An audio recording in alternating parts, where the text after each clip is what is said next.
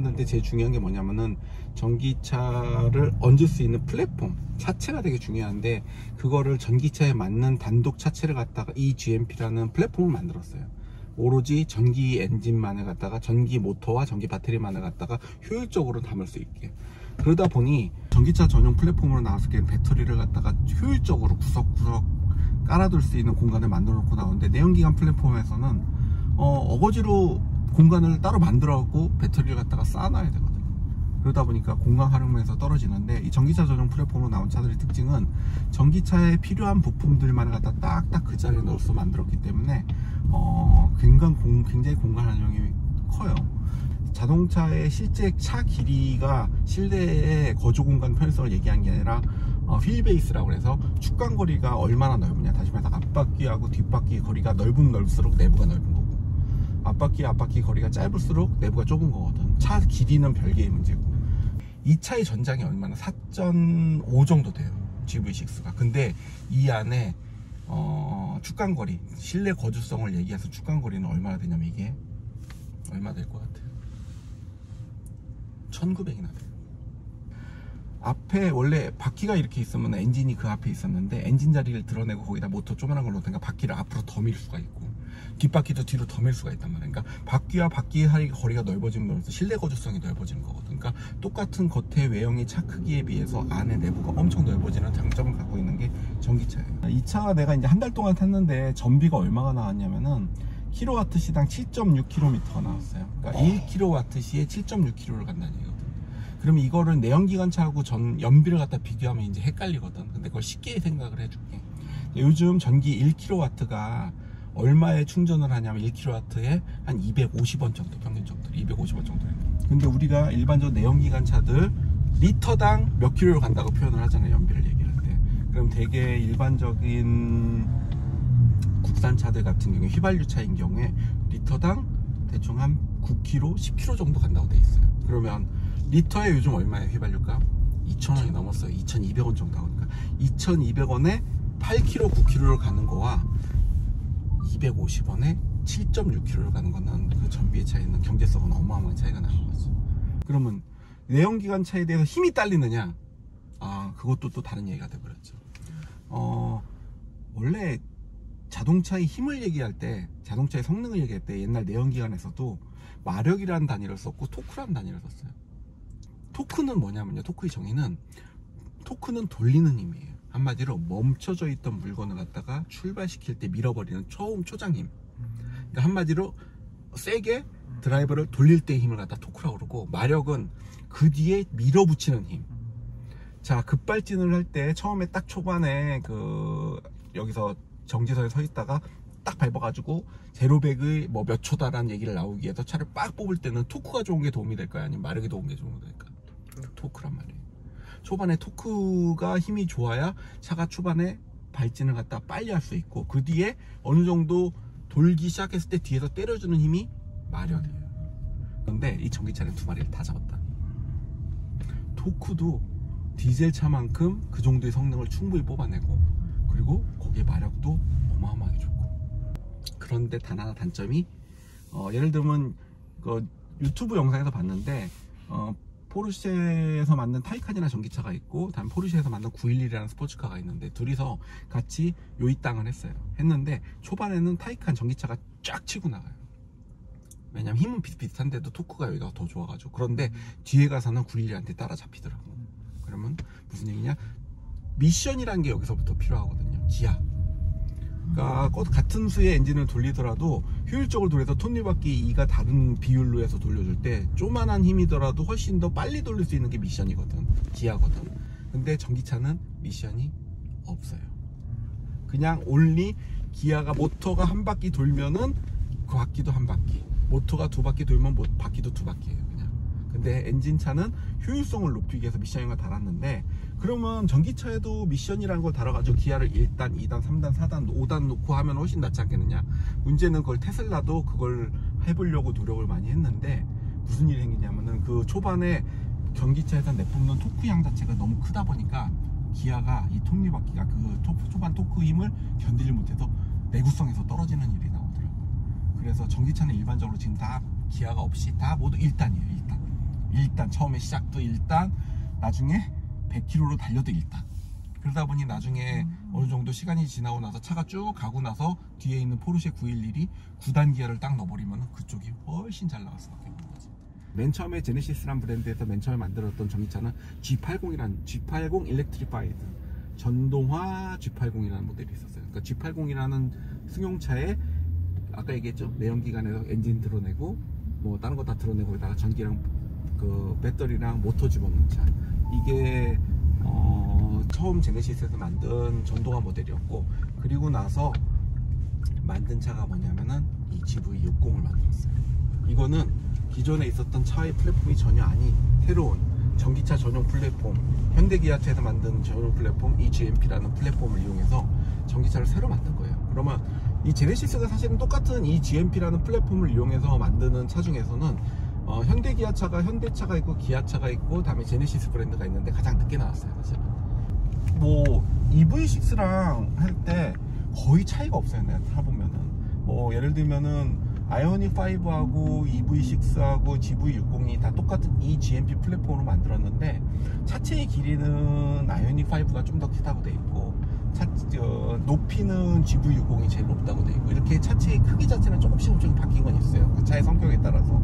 그런데 그럼에도 불구하고 거의 같은 성능을 갖는다고 봐요. 그런데 단 하나, 배터리 용량은 이 안에 배터리 용량이 크면 클수록, 핸드폰도 배터리 용량이 크면 클수록 핸드폰 오래 쓰죠. 자동차도 배터리 용량이 크면 클수록 더 주행거리가 오래 가요. 그래서 아이오닉 5보다는 EV6하고 GV60이 배터리 용량이 좀 더 늘어났어요. 87kW 정도 되는 것 같아요, 보니까. 그래서 그 정도의 배터리 용량을 조금 높여서 주행 가는 거리가 좀 더 늘었다고 하는데, 그래도 뭐 이게 우리나라에서 환경부에서 인증받은 주행거리는 이게 아마 380km 한번 완충했을 때 400km 좀 넘는다고 되어 있었던 것 같아요. 나 정확하게 수치는 나중에 이쪽 오른쪽으로 보시면 거기 표시가 될 거예요.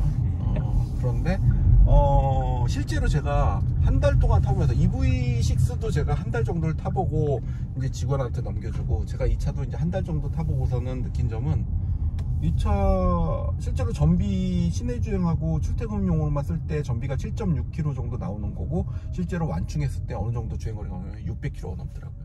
610km 정도 나오더라고요. 그 얘기는 뭐냐면 일반 내연기관차 기름 만땅 채웠을 때 가는 거리가 큰 차이가 없더라고요.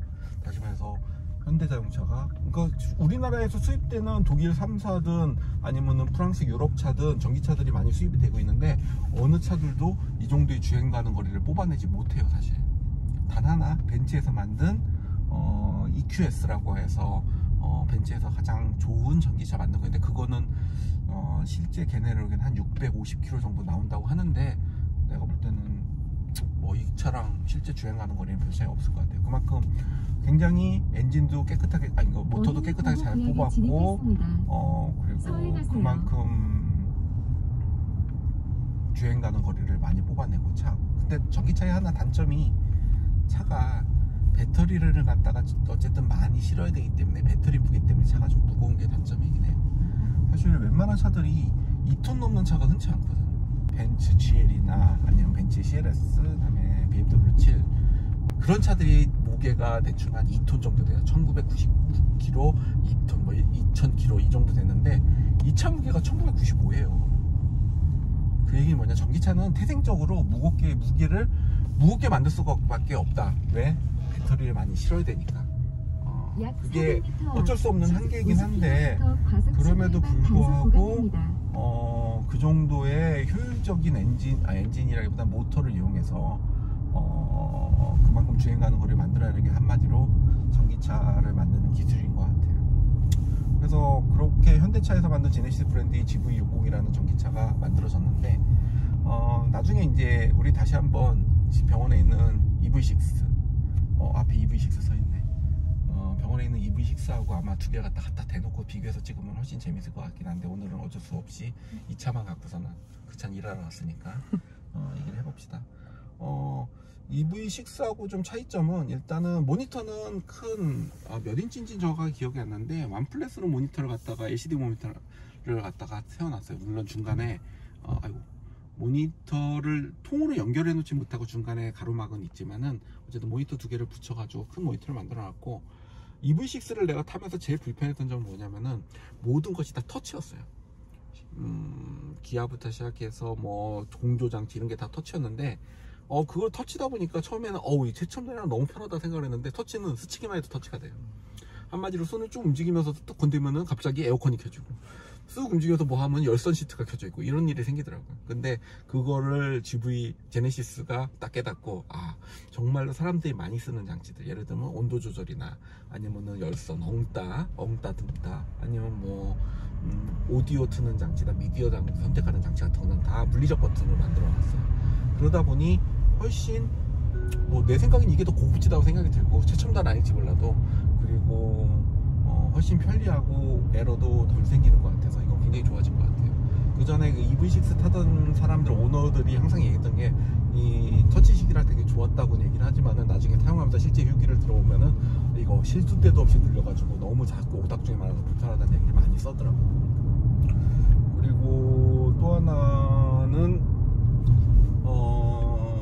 그 모니터에 나오는 제네시스 플랫폼 전용 플랫폼이라고 해서 이 기계 조작 장치나 하는 모니터를 정보를 알려주는 이 방법이 제네시스 전용 플랫폼으로 만들어져서 옛날 EV6나 아이오닉에서 나오는 화면질보다는 훨씬 깔끔하고 좀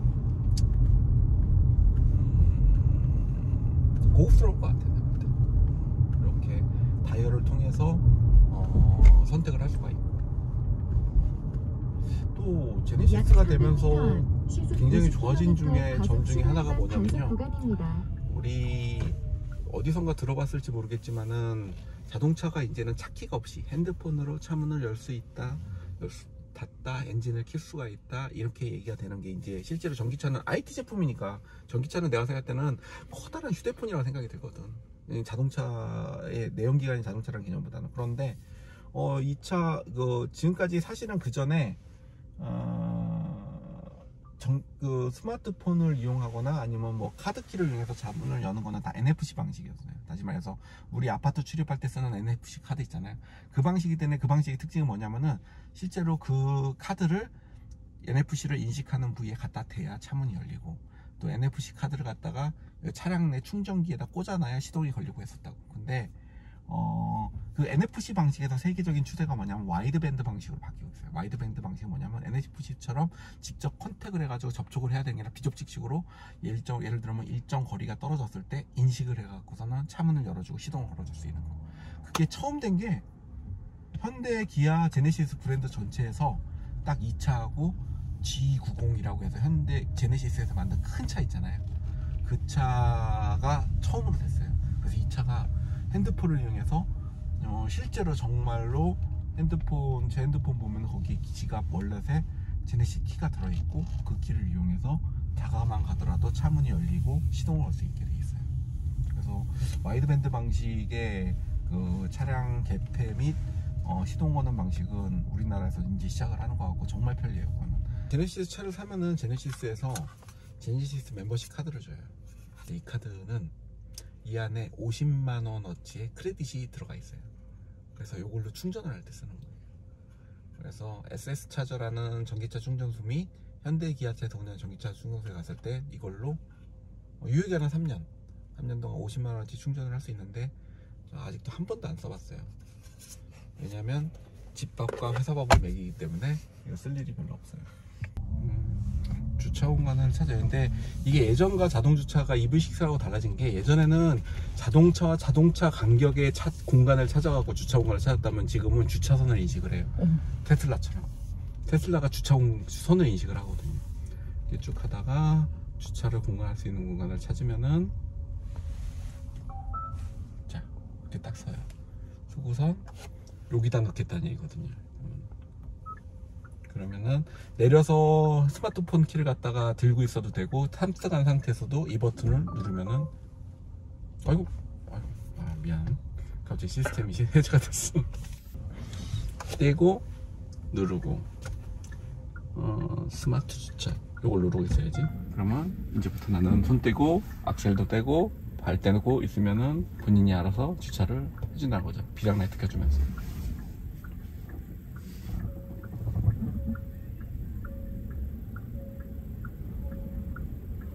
주차선을 찾아주고, 옛날에 EV6 같은 경우에는 이렇게 차가 없는 주차장 빈 곳에서는 주차를 못 찾았어요. 왜냐면 차하고 차 사이만을 찾았거든. 오히려 차가 있어야지 그런. 근데 이게 차선을 갖다 인식하는 시스템으로 바뀌고 나서 이게 넓은 공간에서, 사실 근데 넓은 공간에서 이렇게 자동차 쓸 필요가 없긴 한데 그냥 대면 되는데.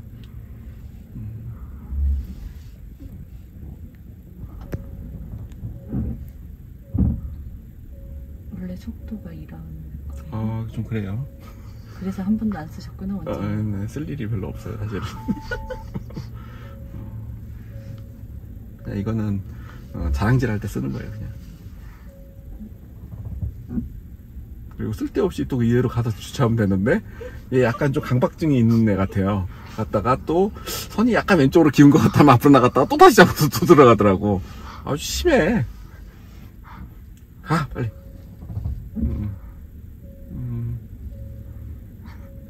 그리고 약간 초음파 센서랑 카메라 센서를 둘 다 이용하기 때문에, 예를 들면은 밤에 뒤에 막 초음파 센서에 뭐 벌레들이 많이 껴있거나 그런 거를 장애물로 인식을 하고 갖다가 쓰더라고.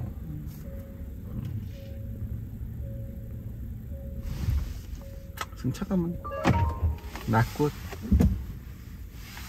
시동 끄고 같이 하래. 프렁크라고 알아요? 프렁크?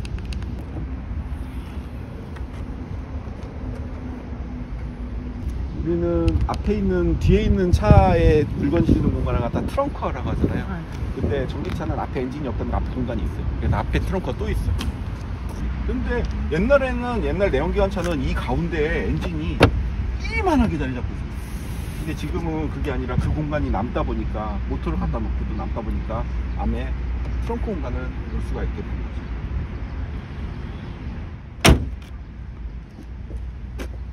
그 EV6나 아이오닉보다는 조금 좁아요.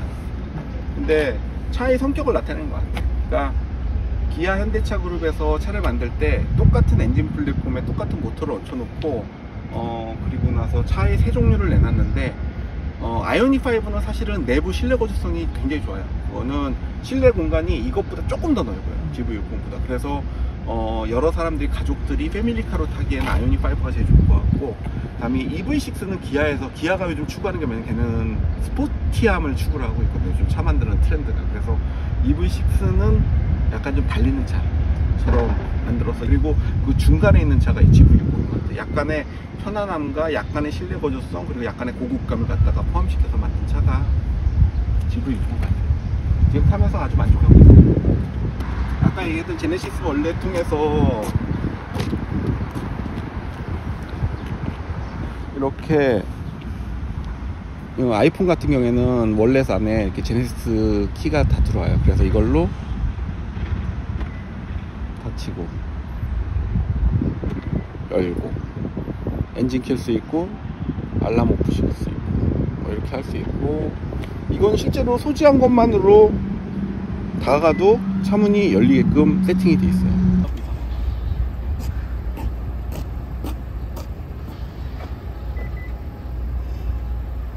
시동이 안 걸려 있을 때, 전기가 전원이 안 들어왔을 때는 이런 크리스탈 스피어, 뭐 이게 밤에는 이게 색깔이 달라지거든. 근데 시동이 걸리게 되면 무슨 일이 생기냐면은, 시동을 걸면은 기아를 돌릴 수 있는 기아 박스로 돌아가게 돼 있어요. 또 그러면은 이런 거는 되게 고급함을 추구한, 음악도 아주 그냥 고급스러워요. BGM도. 음료도 올려놓을 수 있고, 또 하나는 아이패드나 핸드폰을 갖다 고정할 수 있는, 이런 것도 내가 볼 때 나쁘지 않은 것 같아. 패드 올려놔보니까 패드 크기가 딱 들어가더라. 옆에 있는 사람 장거리 갈 때 심심하지 않게 볼 수 있게. 이런 구석구석인 면에서 많은 신경을 썼어요. 또 이거 뭔지 알아요? 이거 그때 승화쌤이 얘기해줬는데, 방향제. 그렇지. 근데 사실 방향제 이거는 나는 무로. 방향제 기술이 엄청 어렵거든. 열면은 안에 방향제 캡슐이 들어있어. 그리고 꽂기만 하면은, 디자인도 종류 되게 많으니까 엄청 귀여워요. 겉에서 볼 때 충전이 어느 정도 레벨까지 돼 있는지 램프로 보여주고, 이거는 단상 충전이고 급속 충전할 때는 DC 콤보로 할 때는 요 열고선 하는 거. 저럴 때는 주간주행 등은 요 3개가 켜지고 깜빡이도 요 켜지고, 실제로는 요 2개가 상향등하고 야간주행 등이 켜지게 됩니다. 에르고모션 시트라고 차를 갖다가 1시간 이상 주행을 하면은 갑자기 시트가 주물주물거려져. 마사지처럼. 그래서 오랫동안 운전하고 있을 때 허리 아프거나 이거 갖다 잡아주는 거죠.